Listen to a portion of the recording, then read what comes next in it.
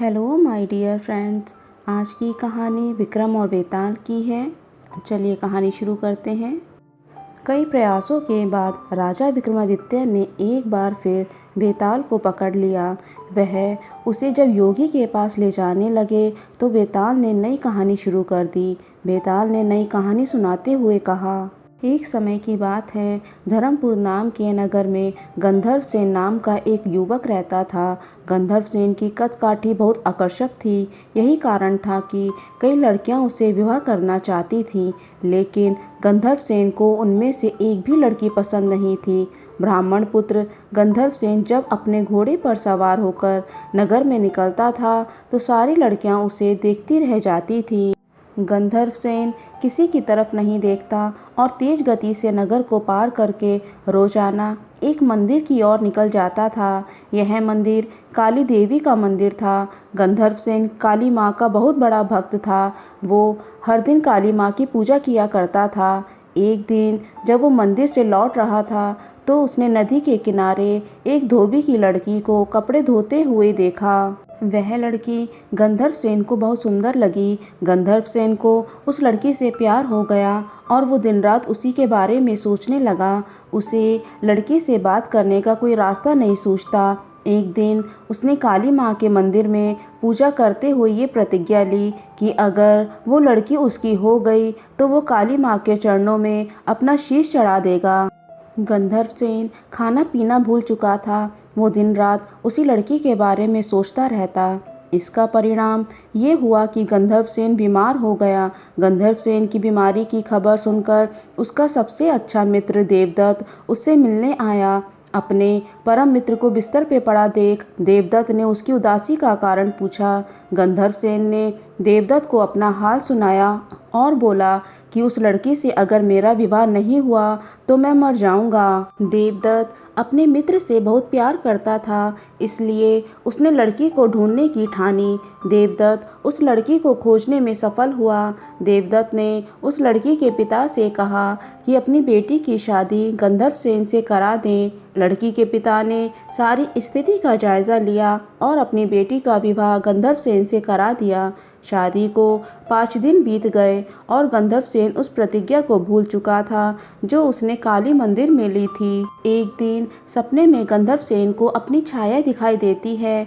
उसकी छाया उसे वो प्रतिज्ञा याद दिलाती है और कहती है कि अगर तुम ये प्रतिज्ञा पूरी नहीं करोगे तो स्वार्थी कहे जाओगे। अगले दिन गंधर्व सेन को अपनी गलती का एहसास होता है और वो काली मंदिर में अपनी बलि देने के लिए तैयार हो जाता है। वो अपने मित्र देवदत्त को बुलाता है और उससे कहता है कि मैं, तुम और तुम्हारी भाभी मंदिर चलते हैं। मैं मंदिर में अंदर पूजा करूंगा और तुम बाहर अपनी भाभी का ध्यान रखना। देवदत्त मंदिर चलने को तैयार हो जाता है। दोनों दोस्त उस लड़की के साथ मंदिर पहुंचते हैं। गंधर्व सेन मंदिर के अंदर अपनी प्रतिज्ञा पूरी करने चला जाता है। देवदत्त और गंधर्व सेन की पत्नी बाहर उसकी प्रतीक्षा करते हैं। बहुत समय तक जब गंधर्व सेन बाहर नहीं आता तो देवदत्त मंदिर के अंदर चला जाता है। देवदत्त अंदर जाकर देखता है कि गंधर्व सेन ने अपनी तलवार से अपना सिर काटकर काली माँ को बलि चढ़ा दिया है। यह देखकर देवदत्त घबरा जाता है। देवदत्त सोचता है कि कोई भी व्यक्ति यह यकीन नहीं करेगा कि गंधर्व सेन ने अपनी हत्या खुद की है।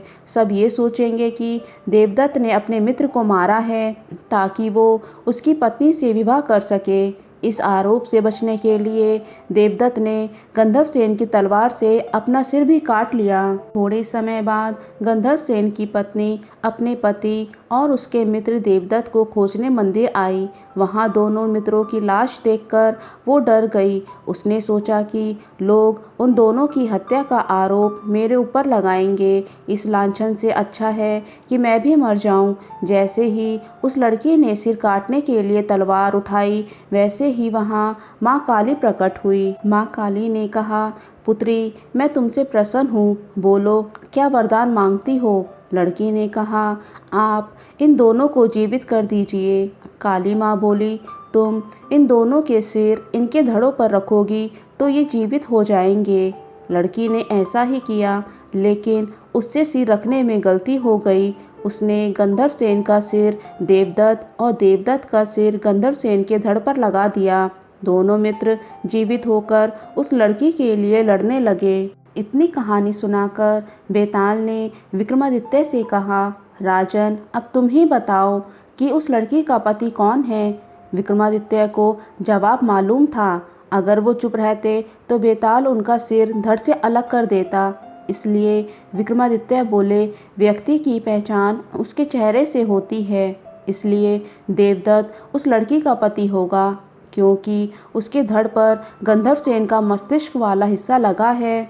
बेताल ने कहा, इस बार भी तुमने सही जवाब दिया है, इसलिए मुझे फिर से उड़ जाना पड़ेगा। इतना बोलकर बेताल फिर से घने जंगल की ओर उड़ गया। राजा विक्रमादित्य फिर से बेताल को ढूंढने के लिए उसके पीछे चल दिए। कहानी से सीख, इंसान जो भी करता है अपने मस्तिष्क से ही करता है, इसलिए उसकी पहचान मस्तिष्क से ही होती है। कहानी अच्छी लगी हो तो लाइक कीजिए, शेयर कीजिए और चैनल को सब्सक्राइब कीजिए। थैंक्स।